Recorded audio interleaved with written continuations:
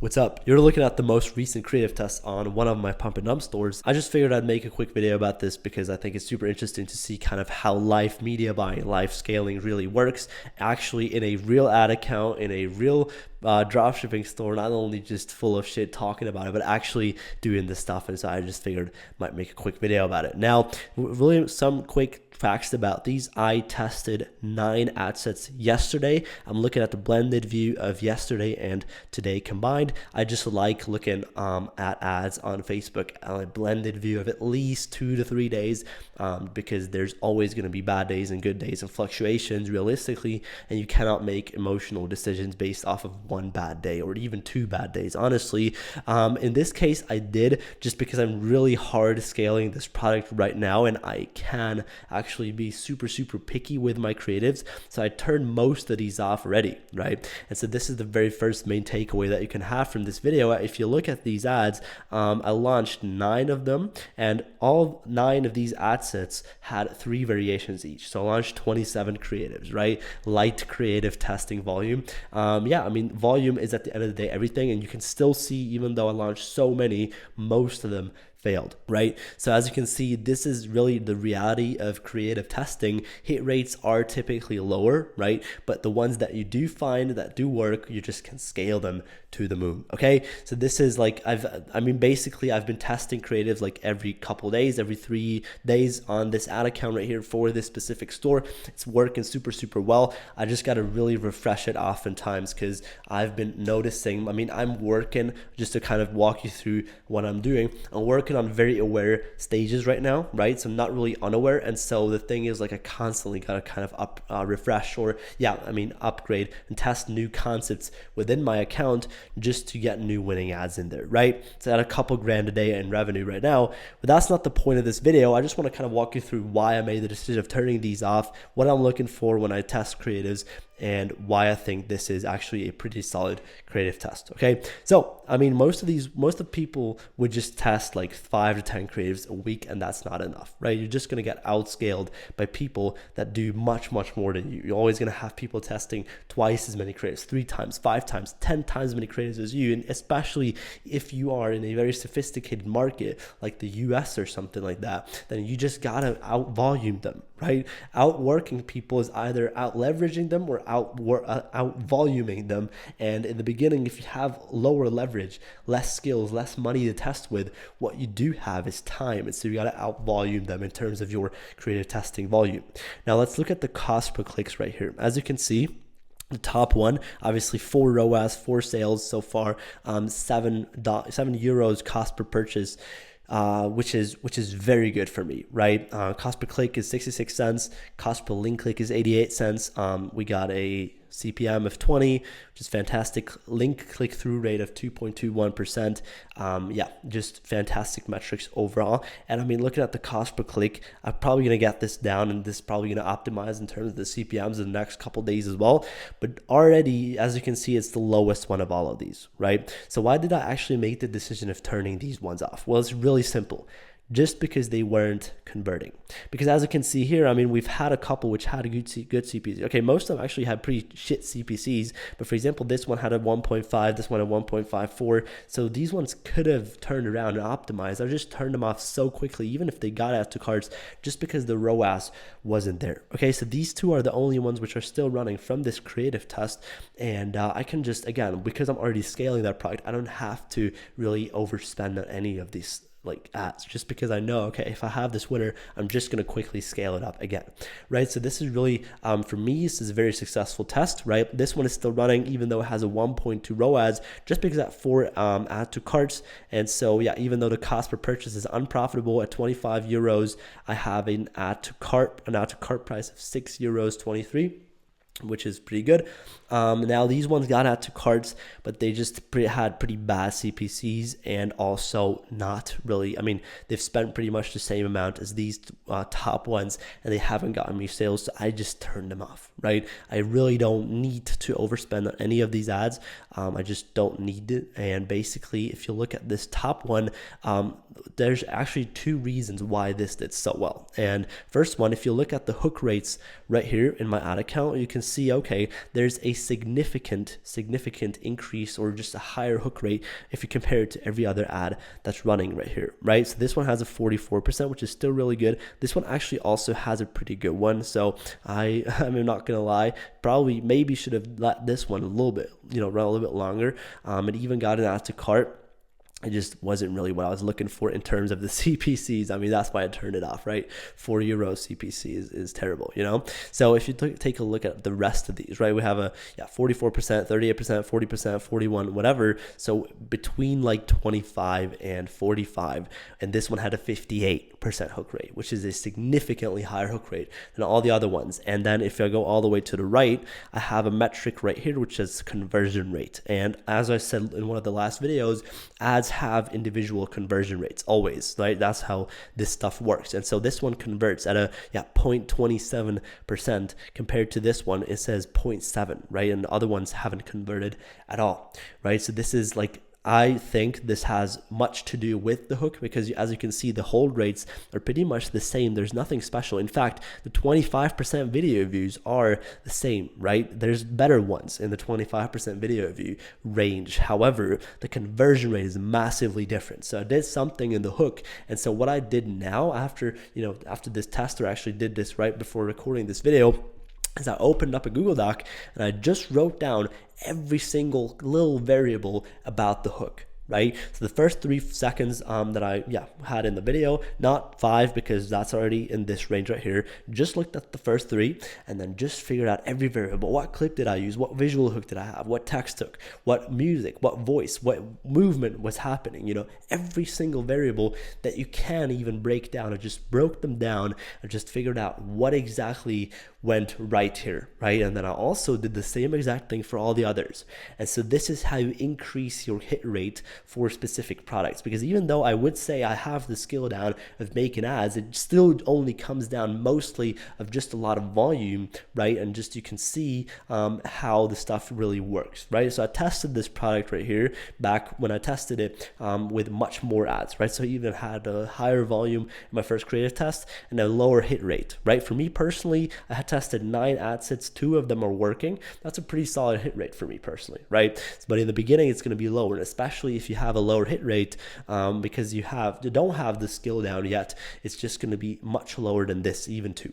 So keep these things in mind, and the stuff that I really only look at nowadays are the hook rates and the conversion rates. And now let's actually talk about a little bit how you can increase both of these. So to understand how you can kind of replicate all of the stuff that I've just showed you in your own ad account for your own stores, and actually make a repeatable process out of it, not just basically throw some stuff at a wall and see what sticks. I just want to kind of take the time to talk about a very important topic in e-com, which is direct response, right? So if you're dropshipping, you have to understand one thing, right? In every single business that you run, especially in e-com, this is like very, very easy to see. It's like, let's say this huge audience, like this is every single potential customer that might be interested in your product, right? Obviously, depending on your niche, depending on your market, the size of this may vary a lot, but let's actually break down. But one thing which is super important about this to understand is only a very, very, very small fraction of this huge audience is ready to buy right now, right? And so to increase that further on, right, you need something which is called direct response marketing, right? So there's like different awareness stages. I just want to kind of make clear what that means and how you can just start advertising to those specifically before you even start actually thinking about your creative strategy, right? So before the next time you start editing ads, before the next time you even start scripting ads, you need to know in the first place what awareness stage you speak to. And so this would be most aware, right? What you see right here, I'm going to take a different color for this. Let's make it red, right? So this little dot right here is most aware. Now, most aware people, and this is really important, they know everything already. They know that they're going to buy. You don't need to, this is just like, these people just need a reminder, right? They just need a little discount code or whatever, right? A guarantee, some image ad that just slaps the offer into their faces, reminds them that you even exist, and they buy. And now I'm going to make one thing very clear. Like, For a lot of you guys watching this video, this is all the sales that you're getting. This is why your ads aren't really scaling that high, right? This is why some of your ads are actually doing well for a couple days and dying out, or do well on a $20 budget, but if you increase it to 50, they break, right? Because they just speak to most aware people. Now, the next biggest audience size would be product aware. I'm gonna make this green, right? Product aware is a much bigger audience. Basically, product aware people, what they kind of know, what they've decided is they already know that they want the product. All right, so they've decided that they're gonna buy from you. They just need they just compare you to different competitors selling the same stuff, right? And that's the most important thing. That's the biggest difference, is like they don't know for sure yet if they're gonna buy from you, which is the most aware. And product aware is much bigger audience size. So this would be like an us versus them. Or in terms of a video ad, you could go ahead and tell them, okay, why should you not fall for the fakes, right? Or for the other competitors, why actually us, right? This is what that would be. Now, the next biggest audience size would be solution aware. This is already much bigger. Solution aware people in this audience right here, basically what like actually is interesting about those people is that they know their problem and they know they're aware of different solutions. They just haven't decided yet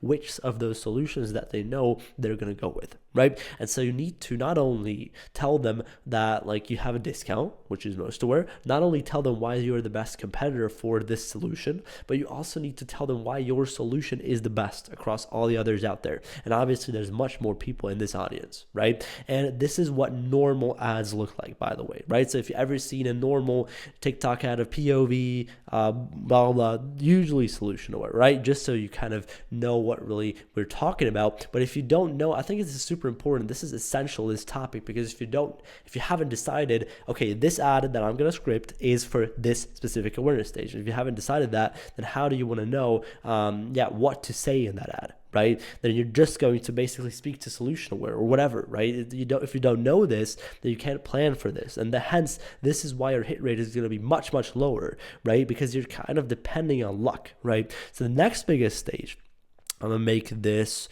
light blue, all right? This is problem aware, right? Problem aware people are people who just basically know that they have a problem, right? But they have no clue of how to solve it, if they should even solve it. They have no idea of anything, right? So you need to really do a lot more marketing with those people. You also have a lot more scale opportunity in that audience size. And then the biggest, obviously, is unaware, right? So this black circle right here, unaware people who have no clue basically who you are, about their problem. You need to create their problem at first, okay? So this is really important. These are unaware people. And so there's like within these awareness stages, obviously it's much easier to, for example, launch your brand in product aware, most aware, because those people, again, they've already basically been waiting for you to release your solution. However, you're not going to scale. And so scaling is this what I'm doing right now. I'm zooming out, right? And I'm getting more and more unaware with the ads that I show my people, right? And so this is what I'm exactly doing right now, because the ads that I've just showed you in my ad account basically are ads that just were normal solution aware ads, right? So these were normal solution, maybe problem aware, because I have a little bit of a special product where people aren't just instantly aware of all the solutions that exist for that problem.